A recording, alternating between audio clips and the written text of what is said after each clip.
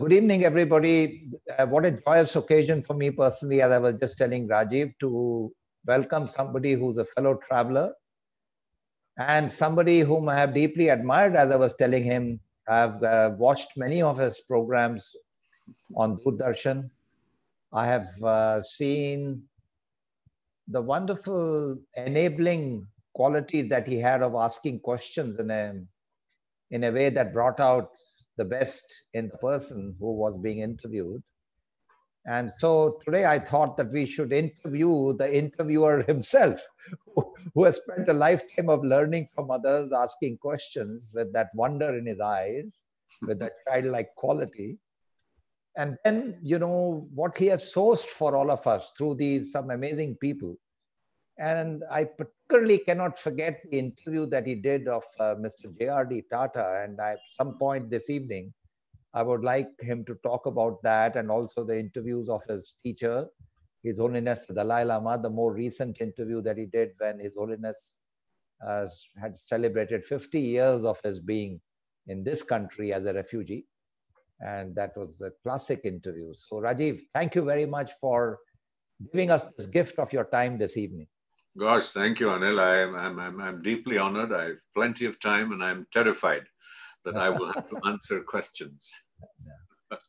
I think my favorite question that I always start this digital conversation with is, Rajiv, when you look back at this wonderful life that you have been given and all the amazing things that have happened in your life, what are some of the moments that stand out in your life which you would describe as defining moments, and also moments in which you were at your happiest best? Well, I mean, I agree with you. I think that I've been extremely blessed and privileged to have been given this life. I certainly haven't earned it. I mean, that becomes very evident to me as I look back. I have been deeply blessed well, you're blessed by blessings of a whole range of people, from my school principal to my teachers to my the many wonderful people I met during my career on television and thereafter. And I must acknowledge sort of three teachers who have been the decisive influence in my life. I received Diksha from Swami Ranganathananda, the Ramakrishna Mission, so that's a very important aspect of my life. From B.K. Iyengar ji, the yoga teacher, from Baba Amte, and of course His Holiness the Dalai Lama, who's my root guru, and to my wife and partner Meenakshi Gopinath, and to my parents. So, I mean, I don't want this to sound like sort of a gratitude lineup, but it really is. And I think it's the interactions and learning from these individuals that have been very, very nurturing and empowering and have shaped my life. And I'm nervous about the notion of happiness. For me, it feels more like when I've experienced flow, and when I describe myself, and I am really a struggling aspirant, as miles and miles and miles to go, and I've not really had an ecstatic peak experience that would say that has been transforming. This happened and that changed my life. I've been in terms of my own evolution and growth. There have been coincidences, serendipity, and that's different to this peak moment that I think many people have experienced and I haven't. But I mean, in some ways, I think I'm dodging your question because there have been many such. So I'm just trying to think of what I would call a particularly significant moment. And of course, that has to be, next to meeting my wife, or perhaps ahead of that, is my meeting with His Holiness the Dalai Lama, and the impact he's had on my life. And I have felt that this is a connection that goes back for several lifetimes. And I think that sort of, one of the incidents that happened was that, I was traveling with Meenakshi in Tibet. And soon after it had opened up. And, it was one of those sort of standard form guided tours that happen with the Chinese guide who wouldn't let you sort of, move or look left or look right. And we were going around a hillock, and I suddenly felt this very strong urge of belonging, that I belonged here, that there was a connection. So we stopped this moving car. We tried to stop the moving car. It didn't stop, so I flung the door open and I just sort of ran out. And with this guy chasing me, I climbed up the hillock, and there it was. There was this monastery, and I seemed to know my way around it. And when Meenakshi and the guide sort of managed to clamber up to where I was able to give them a guided tour of where what was. So Wow. that's the kind of serendipity there.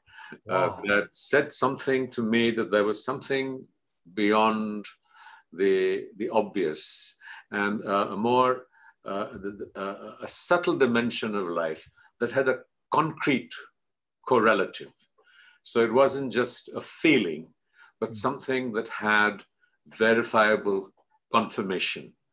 And that sort of helped very powerfully bridge, the subtle with the gross. So, when you meditate or you do practices, sometimes it's subtle, and, there can be a lot of self-deception because you've read about experiences and you want to recreate them, and you want to. So that was a very important moment in my life, reaffirming and reinforcing a journey that I had embarked on. Tell me more about your first meeting with His Holiness, the Dalai Lama, and your journey as to how you became his student. Well, that's some of it is sort of personal and sacred, but I came back from Oxford. I plunged into Oxford at the deep end. I'd done a lot of theatre and the subculture of the 70s. I will not elaborate on it. And so I came back in search of my roots, as it were, back to India to try and find anchorage soon after I'd finished that. And so I ended up in Rishikesh, and the Beatles had just left under the teacher's training program at Maharishi Mahesh Yogi's at Pondicherry. And I wrote up a letter to His Holiness and to say that, look, I'd like to meet you. And there were a series of sort of, almost happening that I almost met him, but didn't. One time he canceled, one other time something happened to him, to me. And I went off to the United States to study at Columbia and to finally find my professional passion, which was filmmaking. And I came back, and I have two very, very dear friends who were, one of them was an IAS officer posted in Manali. And His Holiness, he was, I think, district magistrate or an SDM. And so His Holiness was on a visit to that part of Himachal. And, he and his entourage walked in, and they looked at these two friends of mine and said, "Oh, do you know Rajiv?" And out of the blue. And so they called me up and said, "You must be crazy. This man is asking after you." And he remembered my correspondence with him and trying to reach him. And so I met him in Delhi, and a journey started. And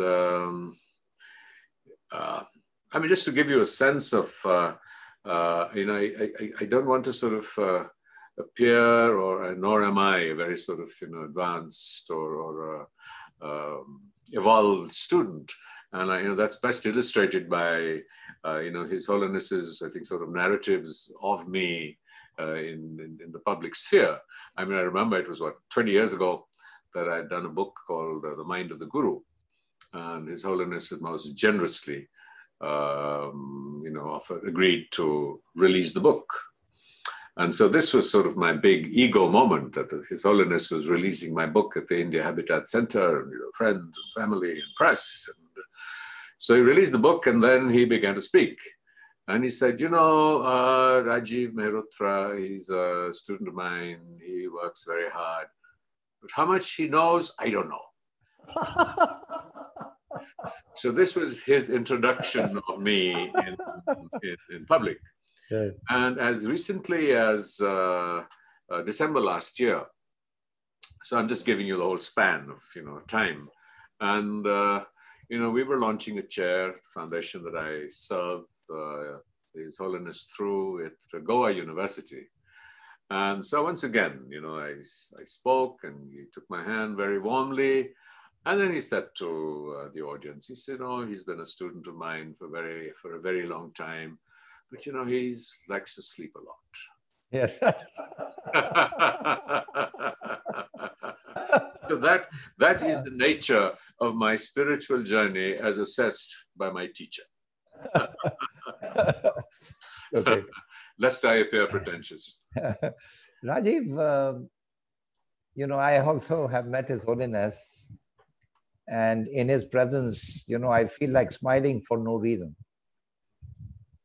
And I think that is probably the impact the spiritual masters have on all of us. So I want to ask you, what are the things you have learned from him and with him? It would be very nice for all of us to learn from what you have learned from him and with him. Gosh, it's a huge canvas. And I have to say that, much of it is extremely sort of internalized and subtle, and an experience which cannot be verbalized, because it's non-conceptual. And sort of another sort of incident to narrate this aspect of it, that I've been a student a very long time, and like most people, I'm not most people, I certainly am, grounded in the gross and the material world more than I should be, I would like to be. And so I keep feeling that, I'm engaging in all this practice and trying to do things, but nothing is happening. And so about 10 years into my, journey, and with him in the 80s, he had a lot more time than he now has. So at one point I said to His Holiness, I said, Your Holiness, I've been practicing, I'm doing all these things, but nothing is happening. And so he didn't say anything. And so some years went by, and I kept pushing. So he said, well, what's the hurry? And so I left it for a while, and then I went back, and I said, it's been 20 years. And he said, well, go and read the 9th chapter of Shanti Deva, and I know I'll be here in 2 weeks, and tell me. And I mean, this was a text that is very popular in, amongst Buddhists, but I had never really been able to understand it. So I read it, and I came back, and he said, well, you read it? I said, yes. And I was expecting some questions or some, clarifications, and he just left it be and changed the subject. And so it went on. I'll cut the story short. And so finally, about 5 years ago, I said to His Holiness, I said, nothing has happened. So he said, what's the hurry? It takes eons of lifetimes. And that was the message. That we are sort of so much in a hurry in terms of our own journeys, that we keep looking for a quid pro quo, in a sense, that, I have put in so many hours of practice, or I have done X, Y, and I should have a measurable, identifiable experience. So the learning was that really that, the evolution is so subtle. And then again, I pushed, and he said, well, you will never know. And the minute you know, it hasn't happened. And other people may notice, and they may tell you, but they're probably biased. So, I mean, I don't think that needs elaboration. And so this story stuck with me. And I was doing a dialogue with His Holiness and the former Archbishop of Canterbury, Rowan Williams at Cambridge University. And so there were these sort of 2 days of very intense conversations. And at the end of it, I narrated this story. And so His Holiness sort of laughed and he said, "You've let out my secret." And then he said, because, you know, if people start believing you, nobody will start the journey. Yes. That's right. And so that was, you know, that for me was another sort of turning point, learning from His Holiness. And the more sort of the more mundane, observable ones, in a sense, was the, you know, the fact that, you know, here's I mean, at 80 years age, he was taking instruction from lamas younger than himself. So there was none of the sort of the ego or the vanity that, you know, I am now considered by people as the Bodhisattva of compassion, Avalokiteshvara, and so my journey is complete and I will now teach. I mean, you can ask him a question and he will reflect deeply. And I was watching a talk by Ken Robinson, passed away recently, I believe, of an event that I had attended. And I remember this moment that somebody asked him a complicated question. And he held the moment for a long while. And at the end of it, he just said, "I don't know." Because we feel this great pressure to have an answer for every question that is posed to us. And the ability to let go when the mind couldn't grapple with an answer that he needed to come up with. I mean, there's so many aspects that, you know, you know, here is a man who so deeply, fundamentally, and profoundly is inclusive. We had organized, you know, for him, where I know on this, you know, the anniversary you were talking about, Pray for India, because he wanted to express gratitude to the people of India for 50 years in exile. And so he, you know, visited places of worship and pilgrimage of different traditions. And, you know, Raghu Rai had accompanied us, amongst other people, representatives of other different traditions. He's got some amazing photographs. So here is this photograph of His Holiness with a Ganesh yantra around his neck in the church next to Rashtrapati Bhavan, with a cross hanging on top of it and singing a hymn. And with both these, he went to the, you know, the Nizamuddin Chishti, you know, not the main dargah, but, you know, a quiet place, and did the namaz. And so here we have a preeminent religious leader, not merely willing to sort of acknowledge and celebrate diversity, but to actually engage in the rituals and practices of other traditions. And so he always said that, look, don't convert to Buddhism, but we must learn from each other and assimilate what we can from each other. And that includes, very remarkably, modern science. And so he has these Mind Life, you know, conferences periodically, 2-3 times a year, where there is a very engaged conversation with scientists, and not merely in the sense that we have often done, which is to look at the validation of our ancient traditions and beliefs. And so we thought of this 5,000 years ago, and science is only now saying this. No, it is what can we learn from science, and what can science learn from us? And of course, there have been areas of, for want of a better word, synchronicity, validation, where there are very sort of important resonances, say between aspects of quantum theory, of mimicry, where, you know, two atoms, you know, a zillion light years apart will mimic each other identically, and we don't really know why that happens. Or that, you know, that the true nature of, you know, reality is influenced by the presence of an observer. And that connects with the Buddhist idea of, shunya, and there being no absolute reality.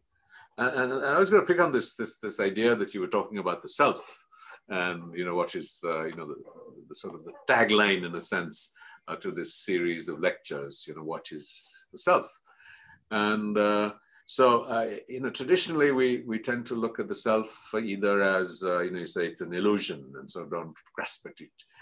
But I think what we're really saying is that if you get kicked or someone boxes you, the self is very real. You feel the pain. And so we're really looking at relative truth and absolute truth. And I'm not qualified to go very deeply into that. But so what we're really saying is that at a functional level, there is that reality. But at a much larger level, it is dependent on the presence of the observer. And there is a very famous experiment in quantum physics where, the slit experiment, where, a stream of light goes in and the atoms fall in a particular pattern. But the minute you begin to measure it, you put an observer, it changes. And so that forms a very important basis for this coming together and celebrating diversity. So the minute you're able to accept that there isn't a single reality, you shouldn't have a problem with somebody else's experience of reality. Sorry, I could go on, and so I will let you ask the question. I'm getting lost. No, especially the Heisenberg principle. I think the very process of measuring something. Yeah, so it's the way you look at somebody. I often share with my students that if you look at somebody that the person has potential, then the person begins to behave in different ways. Not exactly, Anil. I think what we're saying here is the very act of looking. Yes. No matter how you look, is going to determine this. Yes, sure. And it's not predictable. Yes, so the witness. Yeah, I think in the Vedantic tradition that we follow, which is also linked to the Buddhists, is that you are the witness. So there is a witness inside you which is watching all this interaction, and the mind is also being observed by the witness, and there is a witness watching also the emotions and the thoughts, and also the witness who is watching the action. So our spiritual teacher, who incidentally was a good friend of His Holiness Swami Chinmaya, would often tell us that we see the world the way we are, not just the way the world is. So yatha drishti tatha srishti is the famous sentence. So I think in that sense, that because, and I'm trying to translate into the everyday behavioral dimensions that we talk about with our colleagues in industry, and saying, if you think there is an opportunity, the very fact that you look at it like that, if you think there is potential, opportunity manifests. And if you think, like in the COVID crisis now, if you say that the world is full of fright and anxiety and it's the end of the world, then that's the kind of thoughts you source. So it's the way you are, is what I was trying to connect it to. But, there are two dimensions to this. Yes. One dimension, of course, is that, that in the Vedanta tradition, you assume that the observer is somehow connected to a soul. Yes. And that's not how we in Buddhism approach this. Yes. There isn't the existence of an entity, or however you want to describe it, as the soul. Yes. And the other difference is, and is that, when you talk about, if I look at an opportunity, and if I think about the opportunity will emerge, we would add another layer. Yes. And we would say that what is the motivation behind the thought? Yes. So if your aspiration is merely that, I would like a large car. Yes. But if you feel that if I get a big new car, I can use it to teach and serve and help people or function more efficiently to do good. Yes. There is a difference on what drives that aspiration. Yeah. And that connects to karma, because again, there is this difference in a sense that we would suggest that, the karmic imprints in our consciousness are not formed by actions, and or specific, so if you think a good deed, you will generate good karma, but by the motivations behind our actions. And also that the causality isn't one good deed does another, will yield a good result. It is a matrix of causes and conditions, and a matrix of imprints of motivations in our consciousness, then sort of, interact with each other and manifest not with any specificity. And, I think the struggle here really, and I just want to share this, is that we are really talking about, sort of another story of His Holiness. And there is a great deal of emphasis in our tradition on death, on meditating on death, the process of dying. So that when it happens, I mean, I'm nowhere near practicing it or achieving it, I hasten to add. So that when you approach that, to the process of dying, you're able to steer your consciousness into another life in a form and manner that you can best teach and serve humanity. So unlike Vedanta, we're not looking at moksha. We're looking at nirvana. So that we're not looking to break out from the cycle of life and death, but to keep coming back into the cycle so that we can manifest compassion and teach and serve humanity. And so hence the Dalai Lama is a manifestation of Avalokiteshvara, the highest aspiration for a Buddhist practitioner. Sure. Sorry. Yeah. No, thank you. And, we often say that your deepest desire that you have is the one which, what you're calling, excuse me, the motivation that behind that. So you're right. I'm going to, because I would love to discuss the teachings of His Holiness perhaps for the rest of the time we have, and yet I'm conscious that in a few minutes I have to encourage the audience to ask you questions. So I'll ask you another question. I'll ask you another question about your interview with J.R.D. Tata. Briefly, you described the other day to me. But I would love to understand, how did that interview happen? What did you learn out of your interaction with J.R.D.? And what do you recall as, and I'm sure it is also connected to what we have just been discussing. So. Oh, absolutely. And I didn't mention Mr. Tata's name amongst, the core, because I didn't have an extended encounter with him as I did with some of the other people I flagged. Well, here I was doing this program and on television in the 80s, early 80s. And I wanted to interview Mr. Tata, and I reached out to his office and they said, no, Mr. Tata doesn't do television interviews, and he very rarely does interviews. So I dashed off a letter to him, and nothing happened for several months. And one day the phone rang, and I picked up the phone, and he said, J.R.D. Tata, is that Rajiv? And obviously I sort of almost yelped with joy, and here was the great man himself. And he said, well, I don't do television interviews, but I've been watching some of your programs, and I think you treat your guests relatively kindly.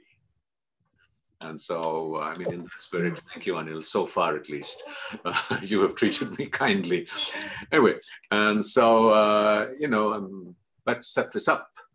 It's a long story. I will try and abbreviate it. It'll lose some of its magic, but time is short.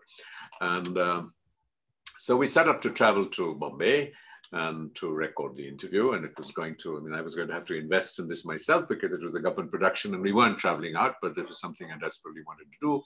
He must have sensed an undercurrent of reluctance at the same, so he called back an hour later and he said, look, I don't want to send you a ticket or do anything because that would be influencing you.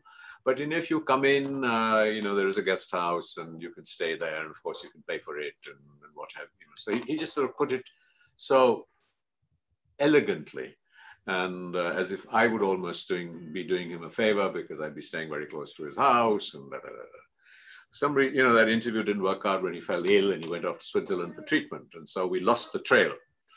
Almost 2 years later, the phone rings again and it's J.R.D. Tata. Again, the man himself, no secretary, nobody, no intermediary. And he said, well, you must have lost a lot of money and ticket cancellations the last time it happened. So I am going to come to Delhi and do this interview. And so where is your studio? I said, sir, we don't have a studio. And he said, well, talk to the Taj Mansingh. Maybe they will help you. And so I called up the Taj Mansingh, and sort of very matter-of-factly, they said, well, yes, he comes occasionally. When is he due next? We don't know. He just shows up. So I get a call from Mr. Tata that I will be coming next week on day X. Day X was a Band in Bombay. So he calls me, he said, look, I'm not going to break my commitment. I have checked into a hotel so that I can catch the flight in the morning.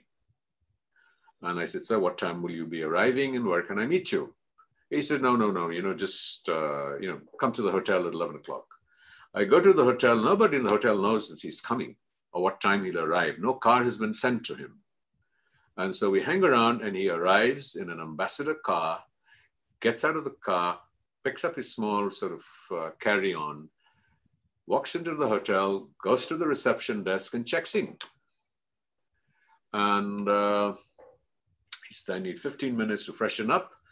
We do the interview. He's candid, disarming. It's on YouTube for anyone who still wants to watch it.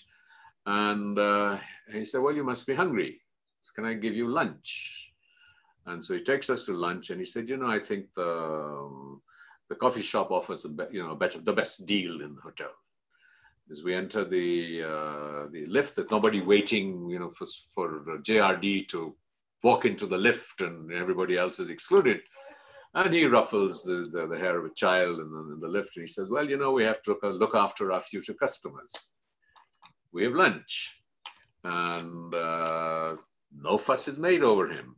Chap comes in, takes an order. He asks for a recommendation. And at the end of it, he says, well, do you think this guy has earned a tip? He takes out cash and he puts in a tip and he signs and he gives me a hug and that's over. And so it was, here was this man, sort of the preeminent industrialist. And it was such an amazing lesson in the way he engaged, not just with me, but the people that he encountered, and through his whole journey, his own staff, and also that obviously they had been trained, not to sort of fuss about him or to be obsequious and stand in a line, sort of a waiting line as he entered and walked in. So I think that we learn, and this is sort of an answer to your earlier question, I think we learn so much from, who people are as human beings than what they say or what they do. Because, I think we become relatively smart in our ability for the things we say. But, the human being you are is ultimately what manifests and creates a presence in ways that we cannot fathom. I mean, you mentioned that when you were in His Holiness's presence, that you always feel like smiling. But there are people who cry because they feel understood, because of this very powerful sense of empathy, which comes from deep practice. And that practice, as I was pointing out, of Avalokiteshvara and compassion. And so that compassion is not merely a verbal framework. It is experienced. And I'm sorry, this is something I feel passionately, but I'm going to say it because it's one of our aspirations now on behalf of His Holiness, is that he feels that the great strength of our civilizational heritage is method and wisdom. That while the wisdom is taught and we hear, so we can listen to a speaker and be impacted by what they say and believe in it, but unless our deepest reflexive responses are active, are sort of activated, it's meaningless. And that is where the method comes in. And so what we're trying to do at Goa University in in that chair is to try and bring together the method aspect and the wisdom. Because if you only study the wisdom, then I can barely communicate to you what coffee or Coca-Cola tastes like unless you have tasted it. How can I start sharing with you the process of, the refining of sensibility, of the nurturing of compassion, unless you have had at least a flavor of it. Sure. That's why, in soil, the maximum focus in our curriculum is all about compassion, where students work one day in a week with an NGO and learn the concept of seva and, how to source compassion within themselves. That is perhaps the most important part of our entire educational program. So, do you know, sorry, Anil, is yes. that, compassion is not merely virtue. Yes. Compassion is not just virtuous because God will be pleased or you will earn merit for your next life or the karmic imprints. Yes. Compassion has now been, and this is the engagement with science. Yes. So, the mind-life dialogues with His Holiness. Yes. So now we have, Dalai Lama centers at a number of universities in the United States. Yes. And they have demonstrated that, people like Daniel Goleman who are talking about emotional intelligence, they're demonstrating that, when you start trying to analyze people who have mental problems or are depressed or are struggling with their minds, there is a great deal of emphasis and repetition of the I, me, mine. So what the nurturing of compassion does is that it makes you outer directed. It softens the self that suffers or that experiences pain. And so, we often, when we did moral science in school, it was, that's very good because, you will be you will earn merit or virtue, or you'll be a goody human being. But it's now really being demonstrated that it's not just virtue as a moral principle that you're pursuing, but it's also practical. And it helps you to be compassionate. Sorry, I'm talking too much. No. There are questions from the audience. Monica Tata, who is from Portugal, she asks a question. Dear sir, in your view, the journey that humanity has the opportunity to start. And sorry, will you have to repeat that? I lost it. Yes. In your view, the journey that humanity has the opportunity to start is in collective consciousness. Is it in collective consciousness or in individual agency? Well, that in our tradition, we believe in the idea of causality, that everything, the very nature of existence depends on causes and conditions, whether it is the environment at one level, the air we breathe, the food that is produced for us by somebody else. So the guiding principles are interdependence and causality. And this operates at many levels. So there is the micro level where there is individual agency, and there is the macro level where we look at issues such as the environment, to which our individual actions also contribute. After all, quantum physics tells us that if a butterfly flaps its wings in the rainforests of Latin America, it can create a storm in Bangladesh. So we know that every action can also have this macro manifestation. So it is the intermingling of both these actions, these causes, that determine the unfolding future. So I think this is a very important principle, because it empowers us at times of crisis not to feel helpless. But it also enables us to recognize that the collective, that becomes an object of our compassion, that the collective is as important as the individual initiatives or things that we do. And that starts right from the very basis, our thoughts. I mean, sometimes we may not be able to manifest concrete, decisive action. We may be in different stages of our lives, different physical capacities, professional, financial, and what have you. And so it all starts with thought. And thought then, and not just in a sort of an abstract manner, It starts with intention, motivation, and that's another digression as to why people pray. Prayer is the creation of an intention. So we can begin to impact the larger consciousness through prayer if we're looking for something tangible to do. Again, it is the motivation behind prayer. So if the motivation is compassionate, then obviously it'll have a much more powerful resonance than to say, oh, save me from Corona. Yes, sure.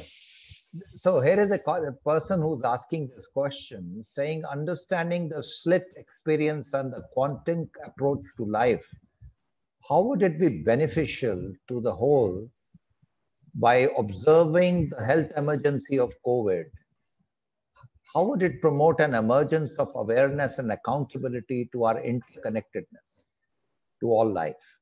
I'm sorry, I have to confess, I don't entirely understand the question. It's many words. Okay, let me try to summarize. There are some 5 sentences, but let me summarize. By observing the health emergency in COVID, how would it promote awareness and accountability to our interconnectedness? It won't.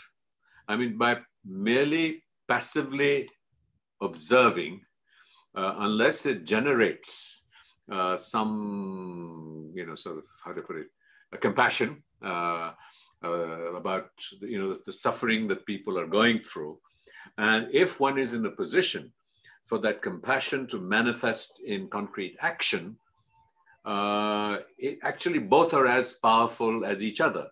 Now I have a sense of where the idea of observing is coming from, because there is a very powerful, popular tradition of mindfulness, a practice, which really is about bringing to awareness. And that, there are different expressions and manifestations of this. So the ones, one hand you have Mr.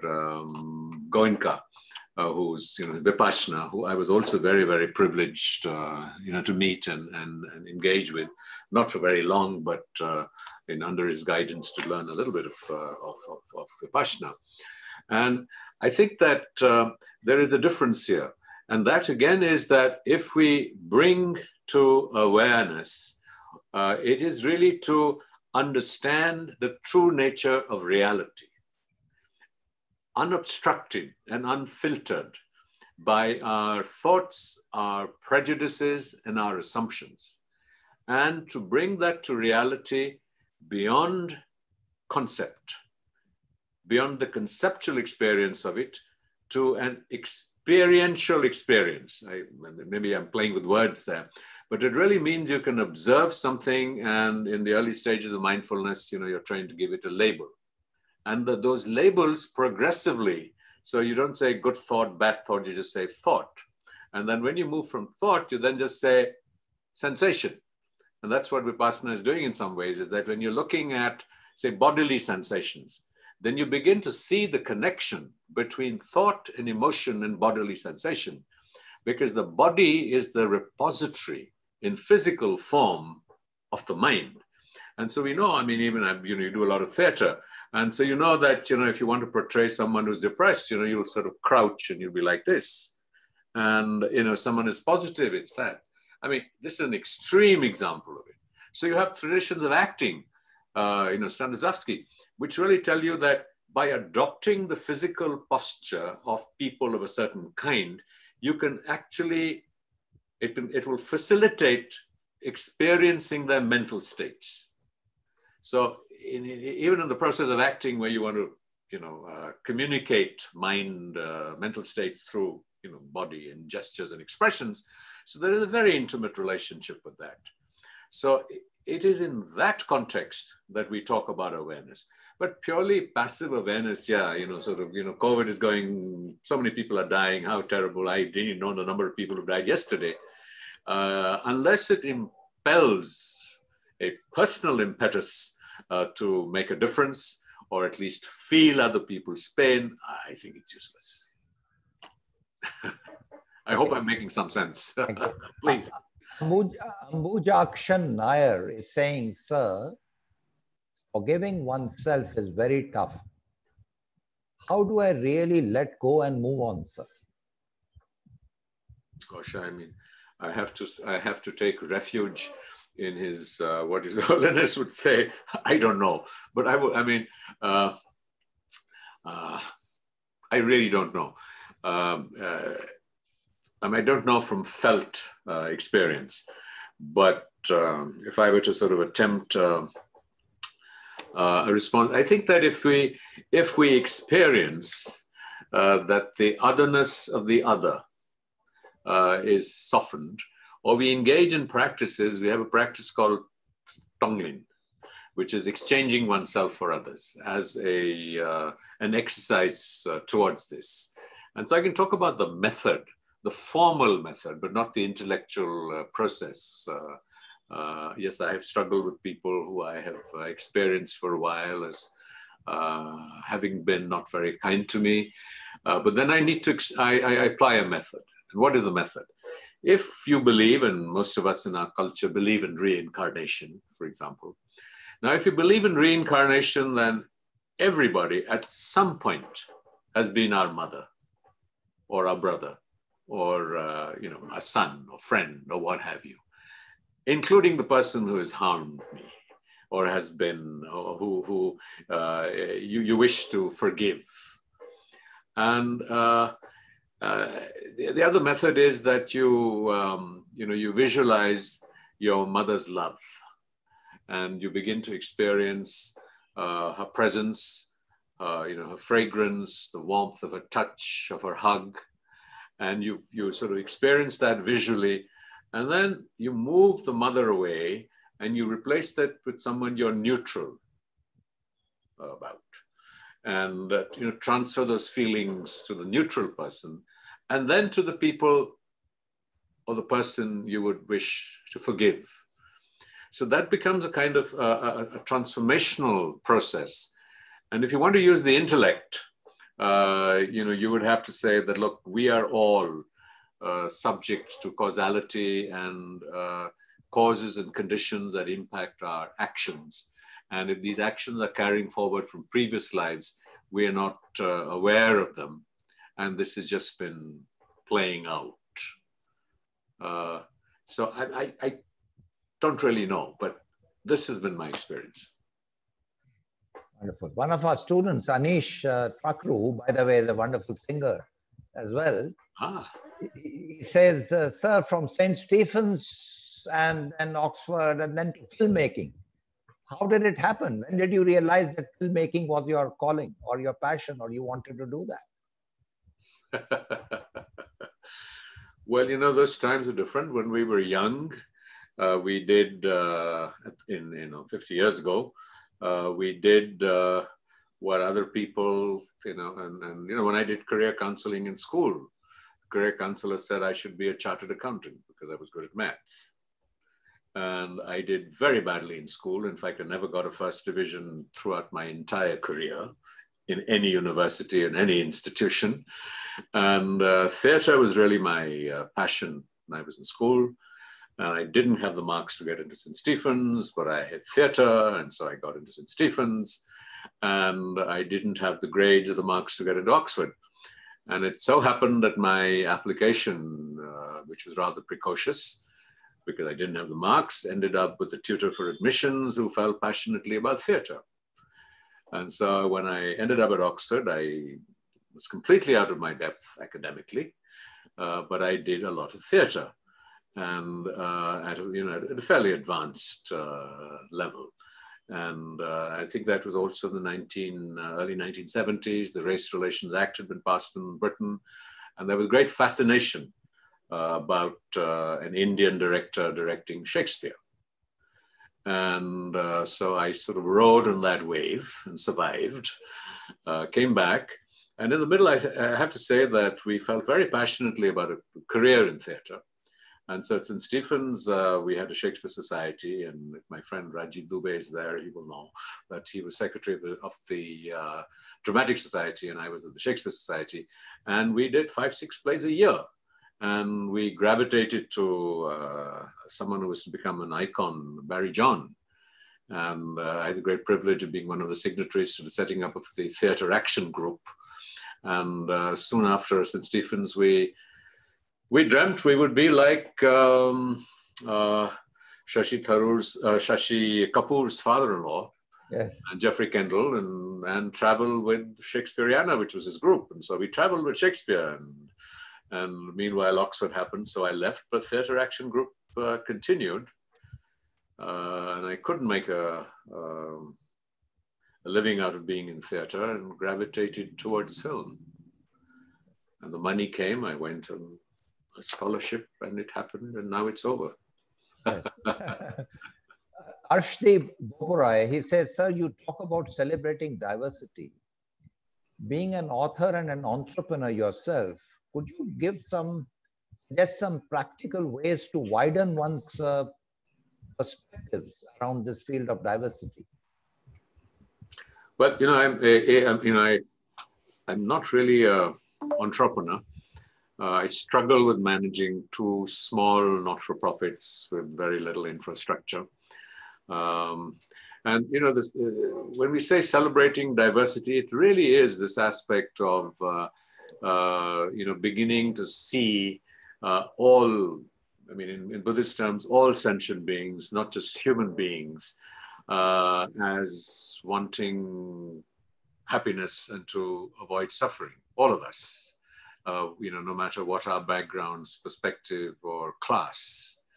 And to begin to look both at the commonalities and then also to look at the diversities, because each one of us has a different mental disposition. You might like, I love Golgappas, or I love, whatever else, and I love coffee ice cream. You may love a different kind of food. We have different habits and tastes. It is not identical, because sometimes when you're deeply in love, for example, and you think that the object of your love and desire is the most beautiful in the world. Now that is really a projection that we are making onto someone else, because if that person really intrinsically was so, everyone else would think so. And I think that applies equally in say, religion. So if you think that it's my God, and I don't mean just an explanation, but God, and is all. But not everybody experiences it that way. So if you look right from the food that you eat to the object of desire, of love, to a choice of a car, and then you sort of go up that pyramid, you would find that everybody has a different mental disposition and a certain proclivity. And so you're inclined towards a particular form of worship. Now, within Hinduism itself, there is that recognition. And so, Swami Vivekananda very famously, made 4 categories, and, sort of Bhakti Yoga, Raja Yoga, Jnana Yoga, and Karma Yoga, which was really to say that you have different mental dispositions, and so you do that kind of worship. So depending on your mental disposition, you will find a particular spiritual journey attractive and suitable for you. And the minute we begin to recognize that, and recognizing that is the celebration. That look, you will have your taste in all dimensions of life. And some of these may have sociological origins. So when Islam was born, for example, the Middle East was at war.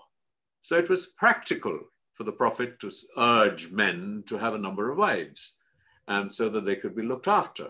Now the challenge arises when we are not able to evolve as social realities change, as our tastes and desires change, that we don't change with them, and there is a mismatch. And then we begin to look at other people and see them as somehow not being worthy of our God's favor. And I think that is the genesis of conflict. And so, as I mentioned earlier, that one of the things that Holiness does do, and it is both out of his seeking the experiential understanding of different traditions, but also to send out a signal that here is a preeminent Buddhist monk who has the confidence and the surrender and the humility to engage in the practices and rituals of all traditions. And that's really the lesson for us. And it's also that, you know, and it's not so unidimensional, because our mental dispositions are like they're gray. So when you say someone may be a combination of bhakti and karma yogi. So you have people who are working in ISRO who will go and look at an auspicious time that a rocket might be launched, or will go and worship at a temple before it's launched. And so they're able to combine these dimensions because they have different emotional needs that exist simultaneously. They're not rigid compartments. And that recognition is so crucial and important in these fractured times. And I think that's why we're divided, because we just don't see it. Sure. Devendra, one of our alumni from SOIL, Devendra, who's been working in the pharma industry, he says, what do you remember in your conversation and experience with Baba Amte that really moved you? Well, I'll tell you a moment that really moved me. And, you know, I did a film on Baba Amte, and which was funded actually by Tata Group. And I came back from the film, and His Holiness said, well, where have you been? And I said, you know, I went to Anandvan, and I had the great blessing of spending time with Baba. And that was the beginning of a long relationship with Baba Amte. I went back many times, but that's another story for another day. And I told him about it, and he said, you know, I want to meet him. And so his team, and we tried to dissuade him, because, you know, you had to fly to Nagpur, and then it's a long ride to Anandvan, and it was the middle of the summer, and he insisted. And there's no air conditioning at Anandvan, and, you know, electricity was erratic. So we went to Anandvan, and His Holiness, we arrived in Anandvan. And it was such a powerful moment for His Holiness. You know, you went into the cafe in Anandvan, and you know how it is sometimes in, you know, sort of tea stalls on the highway, you will find, I have a mug here, you know, people will sort of serve you a mug like this with their fingers inside it, you know, 4 glasses, and they'll come and put them on your table. And here were people whose fingers were gnarled by leprosy, who were picking up these glasses and coming and putting it in front of us, including His Holiness.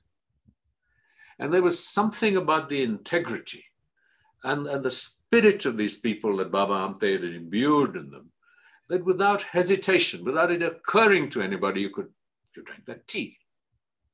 So the next morning, we woke up, and Baba and His Holiness said that they would, you know, go off on a guided tour, and we should all stay behind. And they came back, and I have never seen His Holiness howl. I've seen him weep because he's overcome with compassion, but both Baba Amte and the Dalai Lama were weeping and howling, and they were hugging each other. And through that, His Holiness said that, look, you practice what I only preach. And that was another very powerful moment of my life. That the candor and the power of 2 men, a men of action, concrete empirical action, manifesting compassion, to this degree that you forgot that this guy had leprosy when he put his fingers in the glass. Or you forgot that Baba Amte was planting fruit trees on the bodies of people who had died of leprosy and selling those fruits to the neighboring community which had shunned them. And they were now eating these fruits that had been fed on the decaying body of the people who had leprosy. And then there was His Holiness, through intent and who he was, manifesting and having people laugh or break down and cry because just of who he was. So this, I mean, what more can one say in terms of the power of the moment and the power of 2 human beings? Yeah. Rajiv, it has been very, very special in having you this evening with us. And I want to share what I have learned from you and with you today. You're very kind, and stay that way as you sum up. There are several things I learned from you today. One, this compassion is not just something that you think about. It's an experience that you feel, and that is the core of human existence. Aspiration and hence existence. The second thing that you really reminded us of, what is the motivation behind even your thought? It's not just important to focus on your thought, but what is the motivation behind that thought? And you gave an example that you may be thinking about getting a bigger car, but if the motivation behind that is so that you can use it as a vehicle for serving the well-being of all, and that's why there is a bigger car, it's a very different aspect that we are talking about. You talk to us about His Holiness the Dalai Lama, that it is not merely his teaching, but the way he continuously learns, that there is absolutely no question of any time saying that I have now reached enlightenment. And so learning from much younger lamas at every moment, having the joy, the childlike joy of learning and continuously doing that, and the practice of 5 hours a day. Thank you for sharing that. So it's a continuous life of practice and making that happen. And you know, this whole story that you talked about of J.R.D. Tata and his humility, and how he touched you, not just by what the content of his interview, but just the way he conducted himself, in the deep impact it created in you, that even 50 years later has remained, 30 years later, you think about it, it's a special moment. And thank you for the last moment. I had my eyes were wet to look at the scene of Baba Amte, because we grew up, I was raised in Pune, and, we grew up with the stories about Baba Amte and the leprosy camp, and, and my first job was the Tatas. So that whole compassion personified, compassion in action, and the two teachers being moved.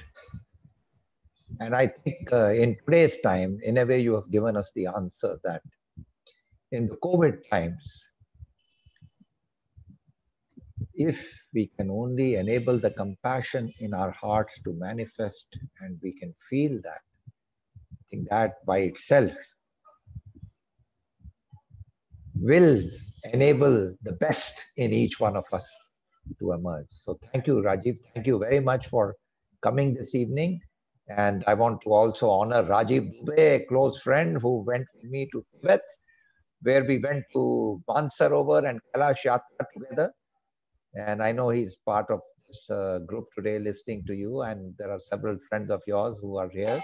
I want to thank each one of you for joining this wonderful conversation. And thank you, Rajiv. Thank you for coming today. Thank you very much. Thank you, Anil. Your summary was more eloquent and more revealing to me than what I may have said. Thank you very much. You were wonderful. Thank you very much.